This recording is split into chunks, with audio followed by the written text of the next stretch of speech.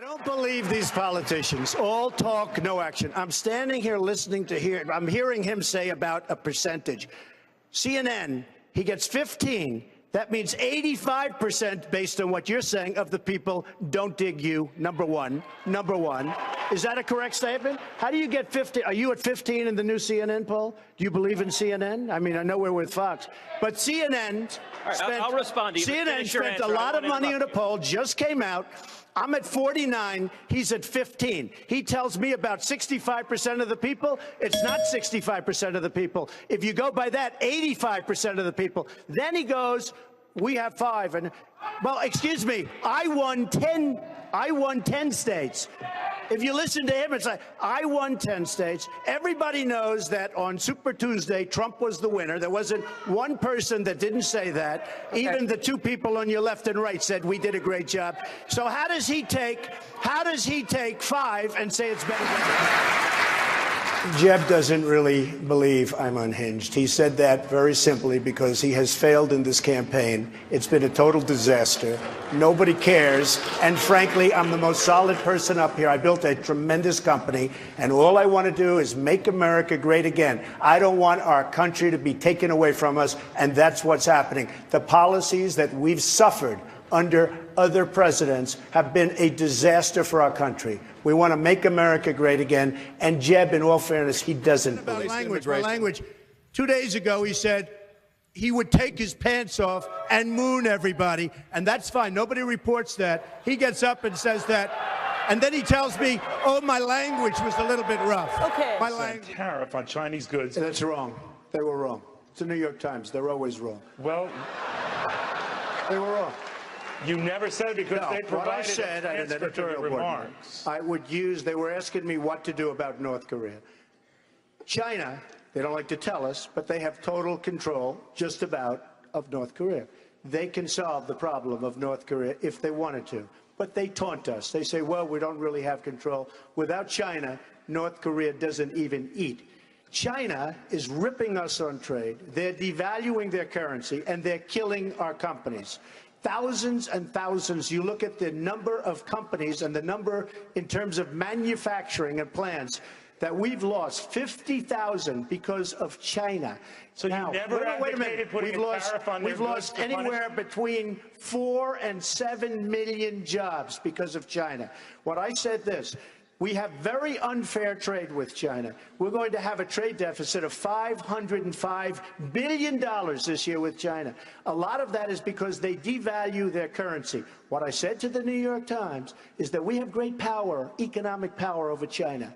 And if we wanted to use that, and the amount, and where the 45% comes in, that would be the amount based on their devaluations that we should get, What I'm saying is this. I'm not saying we do it. But if they don't start treating us fairly and stop devaluing and let their currency rise so that our companies can compete and we don't lose all of these millions of jobs that we're losing, I would certainly start taxing goods that come in from China. Who the hell has to lose $505 billion a year? I'm sorry, sir. You lost, but I do want to understand that. Well, it's not that complicated, actually. Then I apologize. Okay. But then I want to understand, if you don't want a 45% tariff, you say that wasn't the figure, would you be open, or are you open to slapping a higher tariff on Chinese goods of any sort to go back at them? Okay, just so you understand, I know so much about trade with China. Carl Icahn today, as you know, endorsed me. Many businessmen want to endorse me. I know, but that's Carl said, no, but he's somebody that,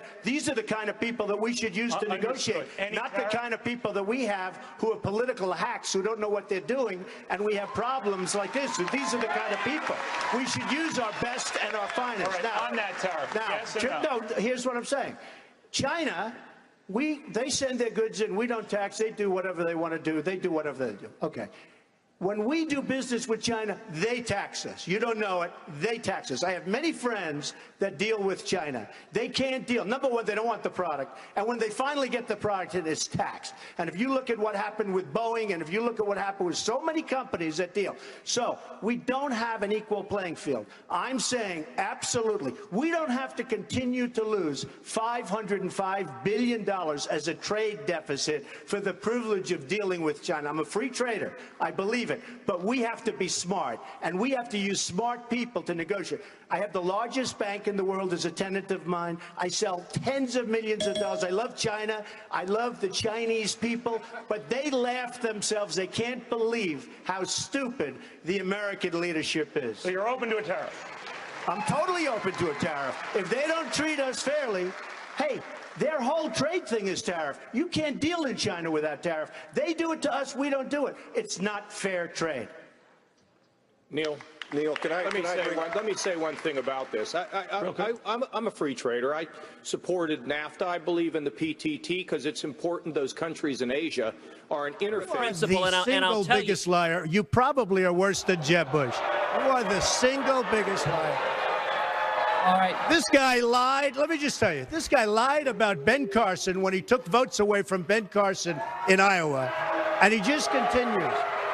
And today we had robocalls saying Donald Trump is not going to run in South Carolina, where I'm leading by a lot. I'm not going to run. Vote for Ted Cruz. This is the same thing he did to Ben Carson. This guy will say anything. Let me just, he wants to be a tough guy. A lot of times you'll have, and it doesn't work very well with How tough is it to take property from an elderly woman? Let me talk. Quiet. How tough is it? A lot of times,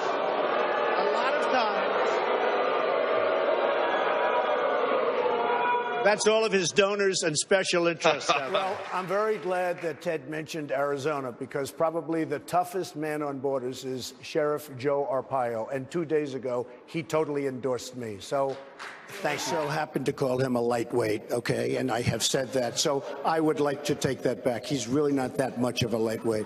And as far as, and I have to say this, he hit my hands. Nobody has ever hit my hands. I've never heard of this one. Look at those hands. Are they small hands? And he referred to my hands. If they're small, something else must be small. I guarantee you there's no problem. I guarantee. Hillary Clinton in many polls. The Q poll just came out. I beat Hillary Clinton in a recent Fox poll. I beat Hillary Clinton in USA Today. I beat her today in a poll in Ohio. I'm the only one that beats Hillary Clinton. I beat her, and I have not started on Hillary. I heard Ted say that over and over again on television, that he's the only one that can beat me. Just for the record, I've won 10. He's won 3 or 4. Last week, in fact, on Tuesday, I was 500,000 votes higher than him. I was 1 million votes higher than Marco. 1 million votes. That's a lot of votes. I totally disavow the Ku Klux Klan. I totally disavow David Duke. I've been doing it now for 2 weeks. You're probably about the 18th person that's asked me the question. It was very clear. That question was also talked about in the form of groups. I want to know, which groups are you talking about? You have to tell me which groups. Ultimately, he got to the Ku Klux Klan, which obviously I'm going to disavow. And by the way, if you look on my Twitter account, almost immediately after the program, they were disavowed again. You know, it's amazing. When I do something on Twitter, everybody picks it up, goes all over the place. But when I did this one, nobody ever picks it up. Take a look at my... Love our country too much.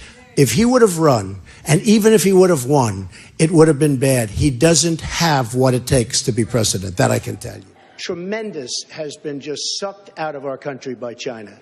China says they don't have that good a control over North Korea. They have tremendous control. I deal with the Chinese all of the time. I do tremendous business. The largest bank in the world is in one of my buildings in Manhattan. I deal with them. They tell me they have total, absolute control, practically, of North Korea. They are sucking trillions of dollars out of our country. They're rebuilding China with the money they take out of our country. I would get on with China. Let China solve that problem. They can do it quickly and surgically. That's what we should do with North Korea. Begging for my endorsement. I could have said, Mitt, drop to your knees. He would have dropped to his knees. He was begging. He has lied so much about my record. Here we go. The person. He has lied so much about my record. Senator Rubio, why don't you let him? And I will tell you this. First of all, I got a call from my sister and brother tonight. And they said, we had no idea Dad gave you $200 million. Believe me, I started off with $1 million. I built a company that's worth more than $10 billion. And I say it not in a bragging way, but that's the kind of thinking we need. Very low debt, tremendous cash flow. My financials are they're all in there with the federal elections. You've seen them. Everybody.